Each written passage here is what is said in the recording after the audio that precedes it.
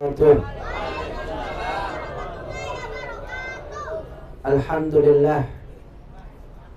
Alhamdulillahilladzi ja'ala samawati wal arda wa ja'ala adh-dhulumati wan nur. Wassalatu wassalamu ala Rasulillah al-habibil ghafur Sayyidina wa habibina wa syafi'ina wa qurrati a'yunina wa maulana Muhammadin wa ala alihi wa sahbihi adadal layali wad duhur.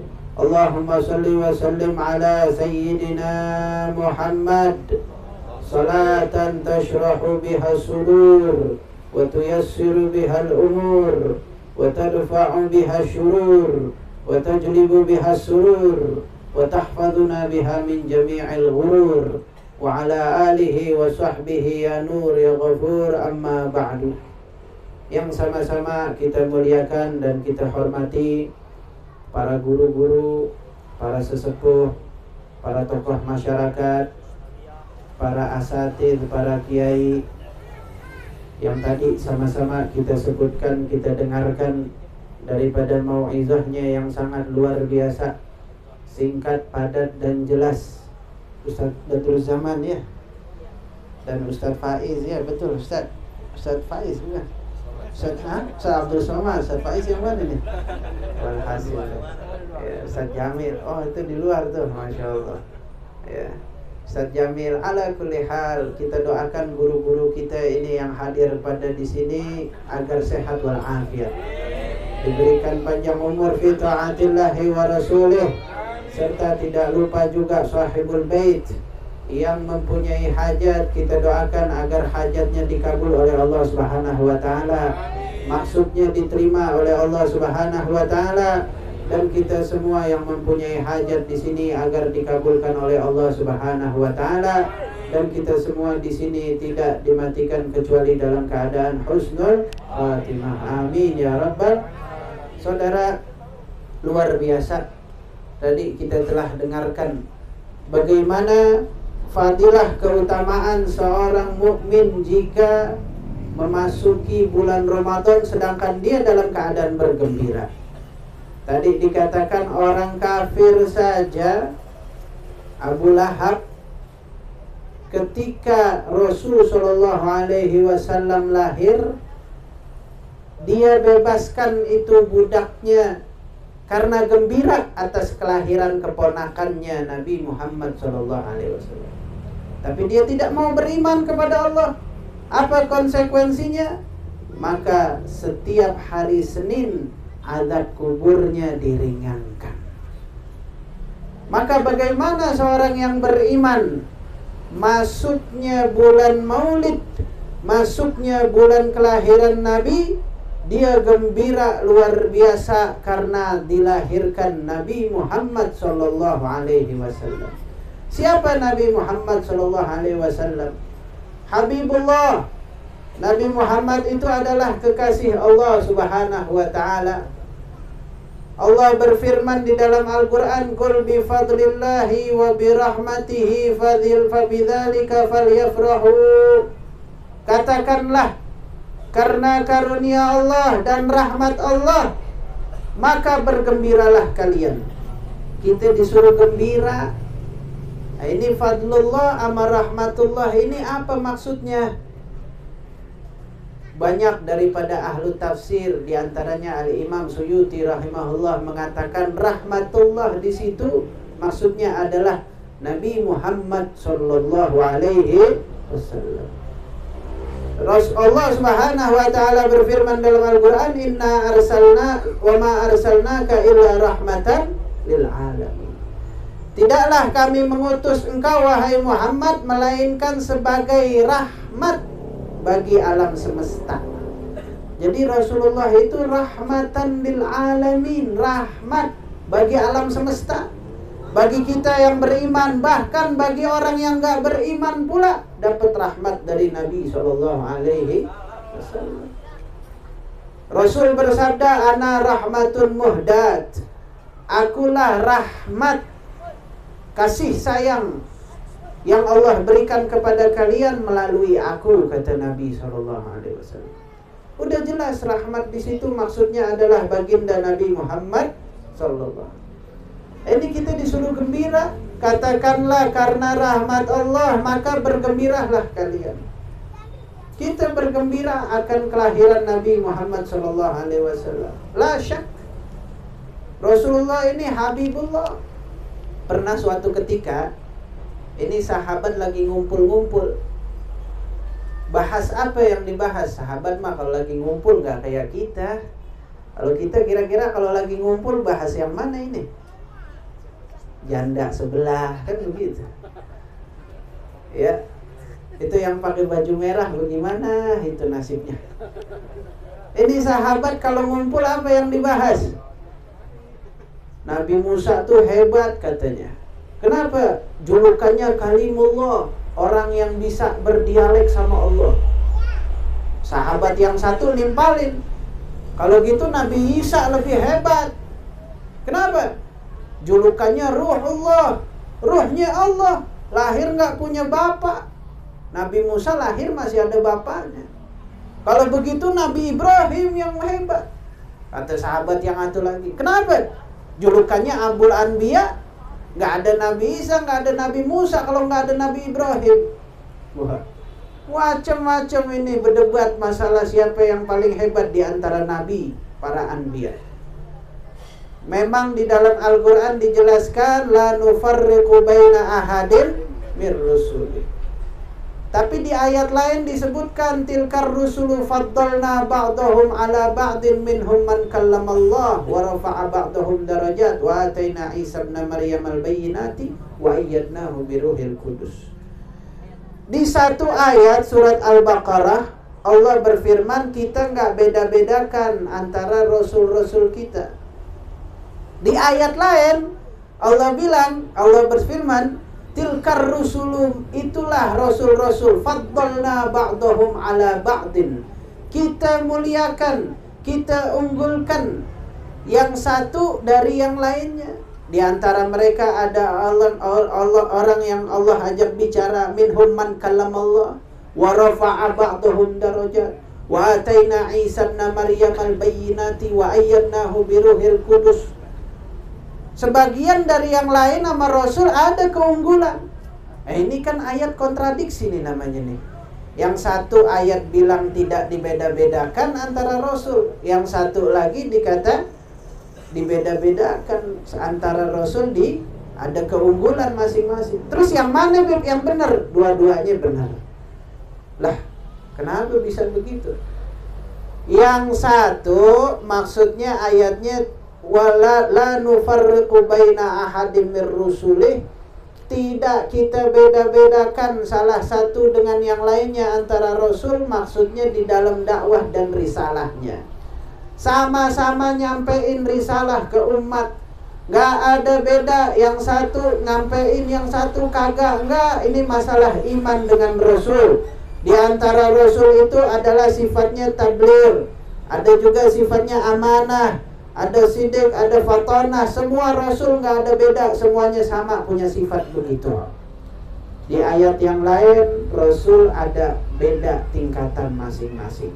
Ada yang Allah ajak bicara berdialek, ada yang julukannya sebagai bapaknya para nabi dan lain sebagainya.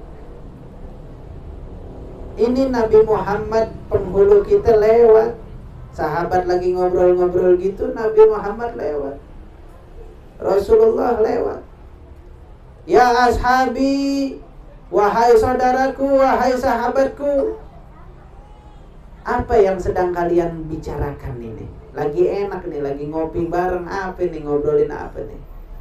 Sahabat bilang, nih lagi ngobrolin masalah nabi-nabi ya Rasul. Nabi Musa itu hebat. Ada yang nanya, ya Rasul, hebatan mana Nabi Musa sama Nabi Isa? Ini Rasulullah ngajarkan kita nih, umatnya nih. Apa dia bilang kepada sahabatnya? Wahai ashabi, tahukah kalian? Ala wa inni habibullah. Ketahuilah wahai sahabatku, aku ini adalah kekasih Allah. Coba itu. Rasulullah mengatakan kepada sahabatnya, wahai sahabatku, ketahuilah aku ini kekasih Allah. Tahu maknanya kekasih Allah? Coba sekarang kalau kita mau nyari perempuan nih, kira-kira kita milih kagak? Milih yang kayak gimana? Jangan nanggung milihnya. Milihnya maunya yang putih, kan begitu. Yang tinggi, yang tajir. Ya jangan kita dah, jangan kita. Pangeran, raja, kalau mau nyari permaisuri, milih kagak kira-kira?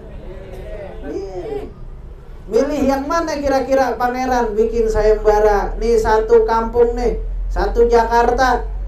Perempuan yang terpilih, dia yang menjadi permaisuri raja atau pangeran. Wah, nomor satu udah tuh. Yang pinter, paling pinter masak, yang cakep, paling cakep, yang paling tinggi. Kayak gala itu 2 meter tingginya. Yang paling putih. Macem-macem. Ini kita aja kalau mau nyari kekasih, milih. Ada gelar yang lebih tinggi daripada kekasih Allah. Bagaimana Rasul Shallallahu Alaihi Wasallam dijuluki dengan Habibullah, kekasihnya Allah. Udah paling tingginya magam namanya. Allah menjadikan kekasih, udah pasti yang paling cakep udah. Yang sesuai, yang pantas dijuluki kekasih Allah Subhanahu wa ta'ala.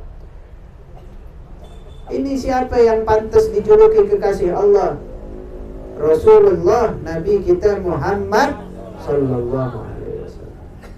Tuh, Rasulullah dijulukin kekasih Allah. Udah magam yang paling tinggi udah.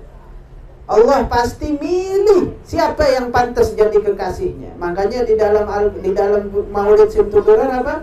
Basyaran lakal basyar. Kama annal yakut hajar lakal hajar. Rasulullah ini manusia tapi bukan seperti manusia yang lain. Sebagaimana yakut, tahu batu yakut, permata, berlian. Batu bukan permata. Batu, apa sama sama batu koral? Nah, sama sama batu apung begitu. Nah, ini Rasulullah manusia. Kalau ada orang bilang, ya Habib, Rasulullah manusia, kita manusia. Kul innama ana basyarun mithlukum yuha ilayya annama ilahukum ilahu wahid. Katakanlah wahai Muhammad, saya ini manusia seperti kalian. Itu Rasulullah manusia, kita juga manusia. Ente manusia, keringatnya bau. Nabi keringatnya wangi. Banyak riwayat yang menandakan Nabi keringatnya wangi. Di antaranya apa? Ummu Salamah. Itu kalau Nabi tidur siang di rumahnya keringetan. Zaman dulu gak ada AC, Pak. Gak ada kipas angin. Rasulullah ini banyak berkeringat. Ditadangin sama sahabat. Di antaranya Ummu Salamah nadangin. Suatu ketika lagi nadangin di botol, ya, keringatnya Nabi, bangun Nabi kaget. Ya Ummu Salamah, apa yang ente lakukan? Ya Rasulullah, kita mah udah biasa kayak begini. Kalau ente tidur mah kita udah pasti tadangin itu di botol minyak wanginya. Ya, keringatnya buat apa? Buat kita jadikan minyak wangi. Fa innaha atyabu mirrihil misik. Karena keringatmu itu lebih wangi daripada misik kasturi. Tuh. Lah Rasulullah berkeringat, kita juga berkeringat, lain keringatnya.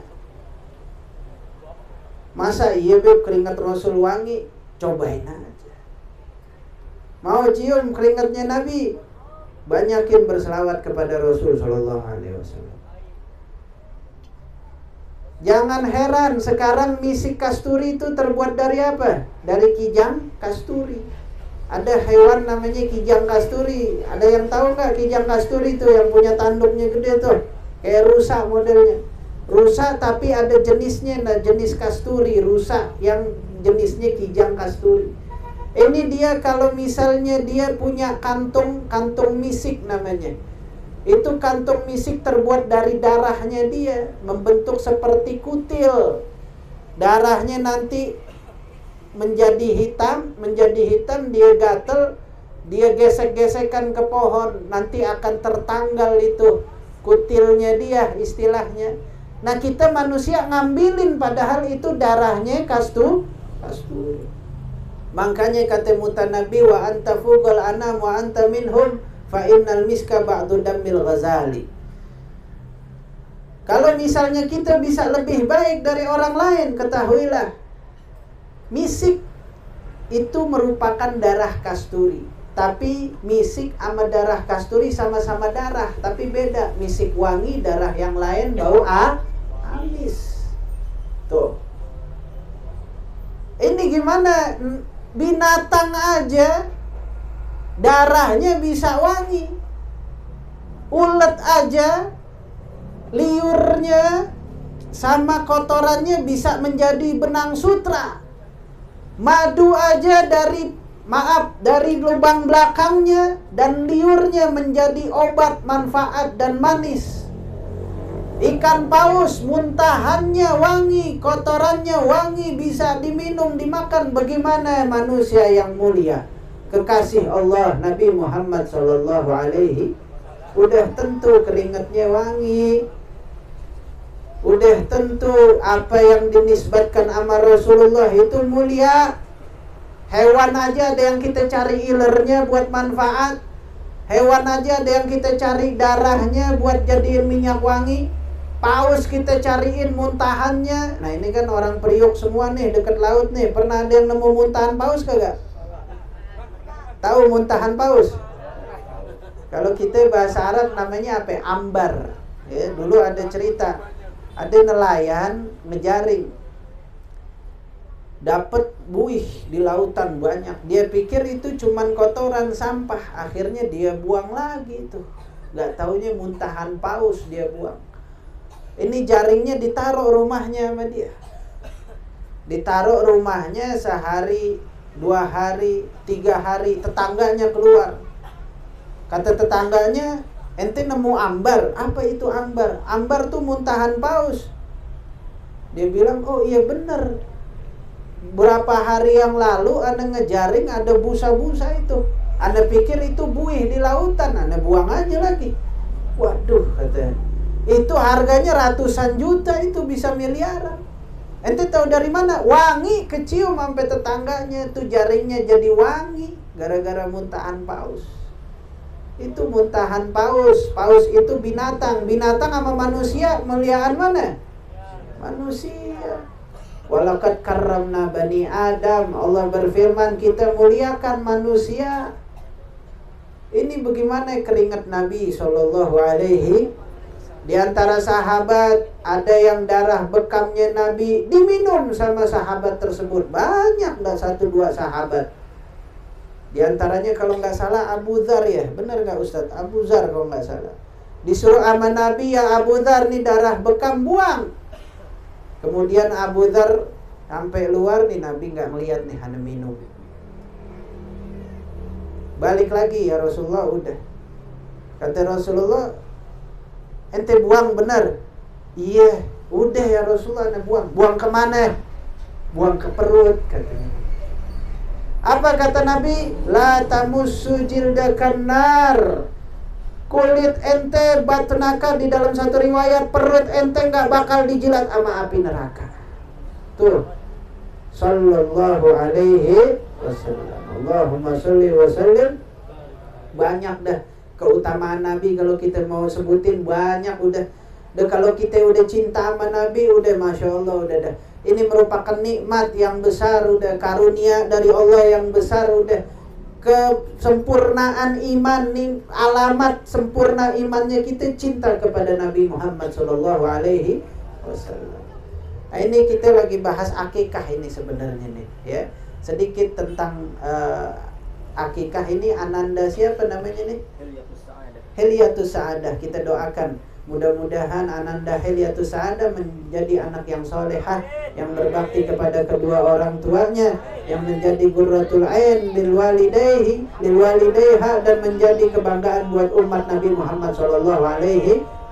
Amin ya rabbal alamin. Saudara, kalau ada bayi muslimin lahir, itu ada 8 kesunahan yang sunnah kita lakukan hukumnya. Sunnah ya, nggak wajib, bukan. Kalau wajib, soalnya kalau kita bilang wajib berarti kalau kita nggak lakukan hukumnya dosa. Ini sunnah.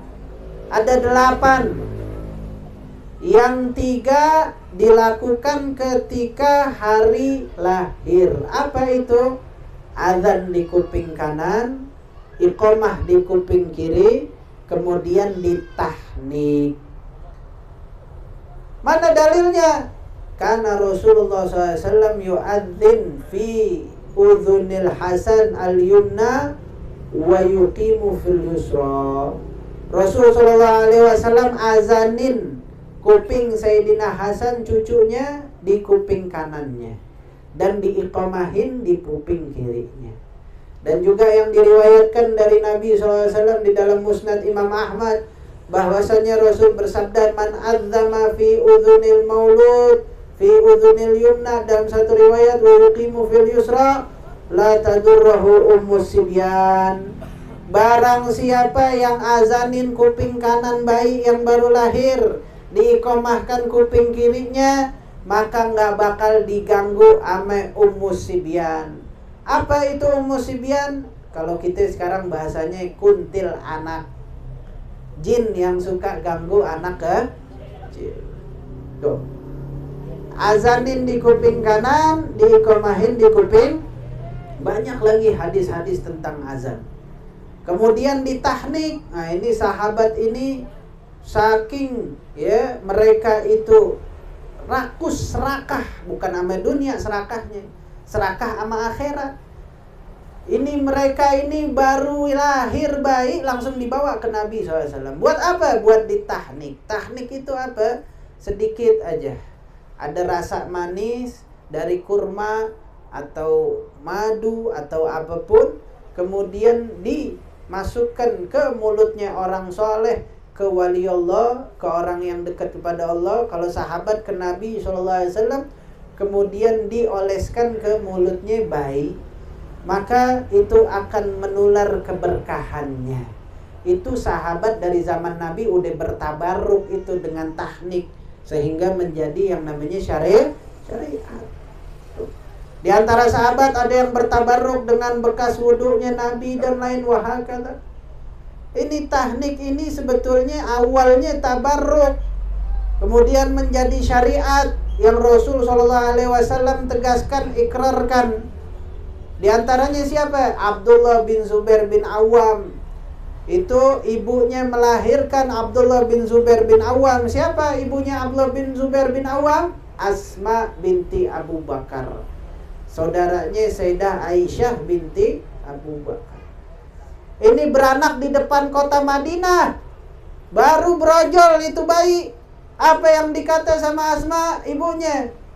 Pergi ke Rasulullah, minta tahnik. Biar liur yang pertama masuk ke anak saya itu adalah liur Nabi SAW. Bahkan melebihkan daripada ngasih susu dulu. Kan mestinya kita bayi baru lahir dikasih susu. Ini sahabat, dia bela-belain itu jauh-jauh ke dari pintu kota Madinah, masuk ke kota Madinah. Ya Rasulullah, nih bayi mau tahnik dulu. Ditahnik, liurnya Nabi masuk ke Abdullah bin Zubair bin Awam. Tuh tahnik namanya. Apa hikmahnya? Subhanallah, baru diriset sama orang-orang barat. Ini bayi kalau baru lahir katanya suka kekurangan yang namanya glukosa. Makanya di sono di Eropa di barat itu mereka bikin apa namanya itu ya, seperti balon kecil itu yang dikata steril sama dia. Itu balon isinya apa? Namanya sugar itu namanya sugar candy apa sugar apa nggak tahu dah. Walhasil intinya manis. Ya, itu buat apa? Buat bayi kalau yang baru lahir kekurangan glukosa. Sebab riset membuktikan banyak bayi yang ternyata baru lahir kekurangan glukosa kalau enggak segera ditangani. Kalau sekarang modelnya dikasih inkubator, diinfus penyakit kuning. Kan ada tuh bayi penyakit kuning. Ini kita dari zaman dulu udah ada namanya tahnik tuh. Korma bagaimana kandungan gulanya yang bagus, yang bermanfaat buat tubuh bayi. Subhanallah. Tahnik. 4 sunnah ketika hari ke-7. Apa itu? Akikah, namain, kemudian sedekah, kemudian cukur rambut. Yang pertama disunahkan di hari ke-7 akikah. Kalau laki-laki 2 kambingnya, kalau perempuan 1. Mau 2 juga nggak apa-apa, mau 7 juga nggak apa-apa, udah. Ya, nggak pakai nasi kita makannya. Ya. Kata sahibul bait, wah Habib 7 gempor yang ada beb, 7 tekor aneh beb. Ya. Nah, ini akikah. Kata Nabi SAW, al-ghulam murtahanun bi'aqiqatihi tudbah yawma sabi'ihi wa tuhlaku wa tusamma. Anak yang baru lahir itu tergadai jiwanya sama akikahnya. Kemudian dicukur, kemudian dikasih nama. Apa maksud tergadai ini? Ulama banyak yang tawakuf di sini. Wallahu a'lam bimuradi. Gak paham. Kalau gade, tahu gak makna gade? Kalau gade kan kalau misalnya kita ngutang sama orang, kita naruh barang kan begitu. Aneh ngutang mau Ustaz Jamil, Ustaz Jamil pinjem dong duit. Wah Beb, ada jaminannya gak? Ya udah nih motor. Berapa ya? 3 juta. Kasih 3 juta. Nah sekarang kalau aneh mau pakai motor aneh gimana caranya? Ustaz Jamil aneh mau pakai dong motornya, 3 jutanya dulu Beb siniin. Enak aja. Utang belum kelar, motor mau dipakai, kan begitu. Namanya gade itu. Berarti kalau aneh mau pakai motor, aneh kasih 3 juta, baru aneh boleh pakai motor.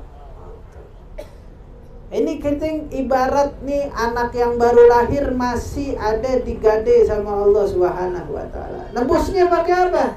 Akikah, 1 kambing atau 2 kambing. Ulama banyak yang tawakuf istilahnya. Gak paham dah maksudnya bagaimana ini. Cukup beriman, serahin sama Nabi SAW, sama Rasul, jalanin aja udah. Tapi Imam Ahmad bin Hanbal rahimahullah mengartikan maksudnya digade di situ. Kalau misalnya kita nggak tebus gadeannya, itu anak nggak bisa ngasih syafaat sama orang tuanya. Tuh, alhamdulillah. Ini tadi Ananda Latifah ya, Latifah namanya. Hilyatus Sa'adah. Ya, udah diakikahkan, insya Allah bisa memberikan syafaat kepada kedua orang tuanya dan sekitarnya orang-orang yang dikenalnya. Karena syafaat ini kalau orang tersebut termasuk orang saleh dekat sama Allah, dia diizinkan untuk memberikan syafaat. Bahkan bukan sekedar orang yang dia sekitarnya aja, orang tua atau anak, tapi dia bisa memberi syafaat kepada orang-orang yang dikenal. Ada hadisnya, semuanya ada. Kata Nabi, ya jalisus sholihin, duduk sama orang-orang soleh. Fa inna lahum syafa'ah yaumal qiyamah aktsiru min suhbatis sholihin. Kata Nabi, banyak-banyakin kenal sama orang soleh, karena orang soleh punya syafaat ntar di hari kiamat. Tuh, akikah. Yang kedua apa tadi? Nyukur. Dicukur rambutnya. Ya, rambutnya di hari ke-7 dicukur. Ya, banyak dah tuh manfaatnya dah. Aneh nggak sebutin sebab takut kepanjangan. Ini yang lain kayaknya udah lapar nih, nungguin kebuli ini. Ya, dicukur. Rambut yang dicukur ditimbang. Ya, berapa? Nggak nyampe segram biasanya. Nggak nyampe segram. Disedekahkan dengan segram itu, anggap dah segram dah. Biasanya sih 0,2 gram kan begitu. Ditimbang rambut bayi segimana entengnya. Ya, dicukur semuanya ditimbang. Paling berapa kenanya rambut bayi, enteng, kagak berat, nggak kayak rambut kita. Ya, dapat segram dah anggap. Ya, sedekah. Dengan 1 gram itu mau pakai emas mampu, nggak mampu pakai perak. Sunnah. Ya. Berapa segram? 700.000, 800.000. Atau kalau perak berapa segram perak? Perak mah murah ya, 20 paling 30 segram. Ya boleh sedekah. Yang mampunya seberapa? Ya nggak nyampe segram juga biasanya, 0,2, 0,3. Sedekah. Mau kemana aja sedekah boleh, ke fukoro, masakin, ke tetangga yang punya hajat, ke orang yang masih punya utang, mau bayar utang, ke ulama, ke solihin, ke anak yang lagi belajar, anak santri, terserah dah, mau sedekah sama siapa aja dah. Ya, itu. Kemudian habis dicukur, sedekah, kemudian dinamain. Maksudnya diproklamirkan namanya. Ini namanya Hilyatus Sa'adah. Ya, padahal sebelumnya udah dinamain. Malahan biasanya kalau sebelum lahir udah dikasih nama ini, ya. Nah, yang terakhir di hari ke-8 disunahkan di khitan, ya. Perempuan disunahkan wajib, ya. Khitan itu wajib ketika kapan? Ketika balik. Tapi siapa yang mau nyunat waktu udah balik? Nah, repot urusan. Ya. 3 syaratnya wajib khitan di dalam kitab. Apa? Buluk, udah balik dan berakal, orang gila nggak wajib dikhitan.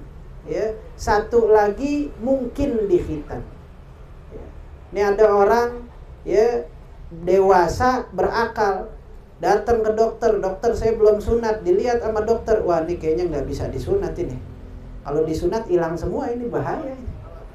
Nggak wajib disunat. Ya, kalau emang bahaya kata dokter nggak wajib disunat. Ya.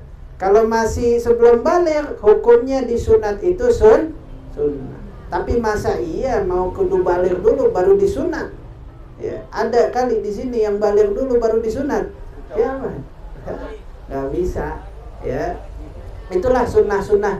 Inilah fitrah Islam. Mudah-mudahan Allah Subhanahu wa Ta'ala memberikan kita taufik dan hidayah agar senantiasa menjalankan syariat-syariat Nabi Muhammad SAW, biar kita menjadi umat yang mengikuti Nabi Muhammad SAW dan umat yang mencintai Nabi Muhammad SAW.